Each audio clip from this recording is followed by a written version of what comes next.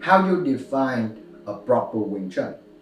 Is it because of your Sifu, like straight back, and then it's the direct student of Yip Man, so you technically in a Yip Man lineage? Or is it based on the techniques, right? Yi Chi Kim Yung Ma, you got Tan Sao, Lap Sao, Pak Sao, you got Ken Punch, you got Chi Sao, all of those training programs and stuff, like based on the techniques.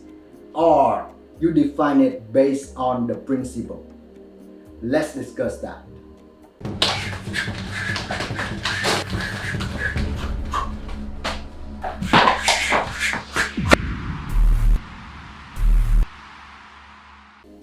The majority of people, when they look at Wing Chun, they want to see, like Pak Sao, Tan Sao, Lap Sao, they want to choose like Chi Sao ability, all of those stuff, right? And usually what they imagine is like, one guy just like come in, chain punch, and then the guy just block, and this guy just like Tan Sao, Pak Sao, Lap Sao, all of those stuff, and then go back and forth, right? But that actually just, like the Yip Man movie, right? Like real life is not like that, right? Because real life, you want to come in there, you want to like shut the guy down like as fast as possible. You don't want to play around. You don't want, the beautiful posing movement, and then you come in and then Yip Man, Wing Chun. No, you don't want none of that. You actually get killed by doing this, right? Maybe not. They thought you kind of cool, and then they run away. But the problem is, people get attached to this movement too much, right? When they see people that, like resembling the movement, they call that Wing Chun, right? And then when people don't have the movement, and then it's like, oh, it's not Wing Chun, it's not good Wing Chun, right? But the truth is, regardless the techniques, because technique is just the guideline so that you learn about the principles, right? When you understand the principle, you don't want to limit yourself in the techniques, because the principle is way bigger than the techniques, right? So I guess that's how we define Wing Chun, based on the principle. So what is the principle of Yip Man Wing Chun? Well, very simple. It's just based on two things, right? You block and attack at the same time, which means you give a direct pressure to the guy at all times. So you're going in forward, right? And then you apply pressure on the guy right away. And the second thing is Lak Sao Chik Chung. If you feel empty, you hit. That's about it, right? Like my Jang Kyung Chung Sit and Lak Sao Chik Chung. You steal the center line. If you feel empty, you hit. If you look at all the martial arts, right? Any martial art, they all got the unique characteristic. For JKD, for example, right? When people look at JKD, they thought something like this, like, wow. Come on, man, like that not JKD, that Enter the Dragons, right? The real JKD of Bruce Lee is something like, like Lý Bất Tùng or Bất Tùng, Lý Sẵn Tùng or Xin Tùng, right? Which means the guy doesn't move, you don't move. The guy wants to move, now you move first and shut the guy off, right? For karate, for example, right? The main thing of karate is you only throw about one punch. That's why you see all of the stuff they do is like single attack, boom, right? Very basic and simple. But people don't get that, right? The whole idea is that if the punch touch something, it's break in half. And these guys are no joke. If you let them touch you with their hand, your body literally break in half, because they train with rock, with concrete, with wood, right? They don't train with human. There's a reason for that. The founder of Goju Rules actually, he banned head contact because he touched the guy in the head, the guy died, right? So that is the special characteristic of any martial art, right? Regardless martial art, you will find that. So do you want to chase that for the authentic, right?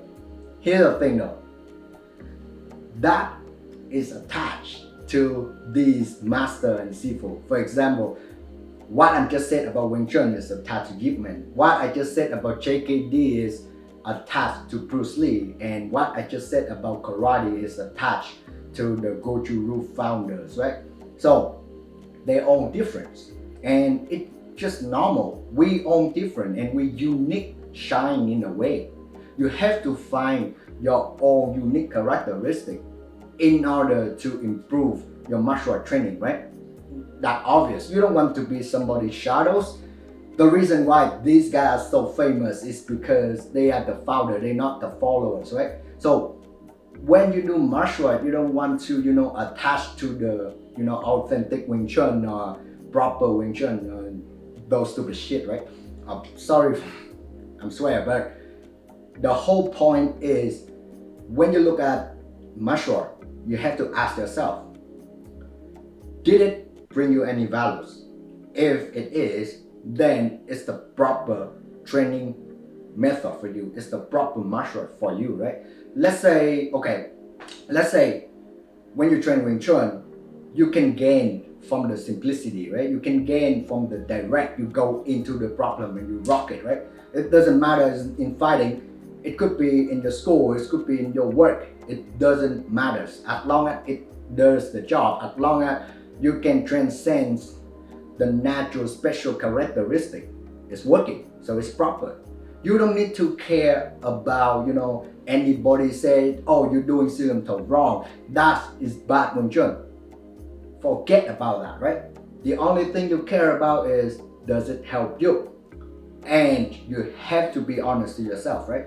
Let's say if you want it works on the ring, then step on the ring and find out with another professional fighter. See if you can apply the principle.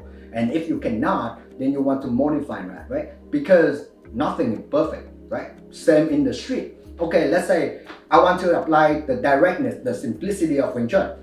So I want to deal with all of those street scenarios, like the guy got a knife, like concealed walkout, like a cuckoo mentally illness guy, just like up and charge with a machete. Let's see if I can, resemble it and use it in the training classroom, right? It doesn't matter. As long as you're honest to yourself, as long as it brings you values, that proper Wing Chun, in my opinion. Because to be honest, right? Even if Ip Man standing right here or Bruce Lee standing right here, okay, these guys just like hanging out at my apartment and start to like teach me, right? No way I can resemble what they did, right? There's a reason why like these two guys are legend. I start to like pointing shit. It's like nobody's here. But the whole point is you cannot, become somebody else, right? You have to climb your own ladders. You climb your own mountains, right? You cannot try to go somebody's mountain. It doesn't work. I understand that somebody just try to use it as a marketing strategies, or sometimes they just feel too attached to their lineage, to their sifu, right? It's a good thing to respect your sifu. However, you want to find your true path, and that is how you're gonna improve in your martial art training, right? And so, long story short, my point is, as long as it brings you values, as long as you're honest about it, right? You know the true value of it, then it's proper Wing Chun. Thank you guys for the video today. I hope you guys enjoy it.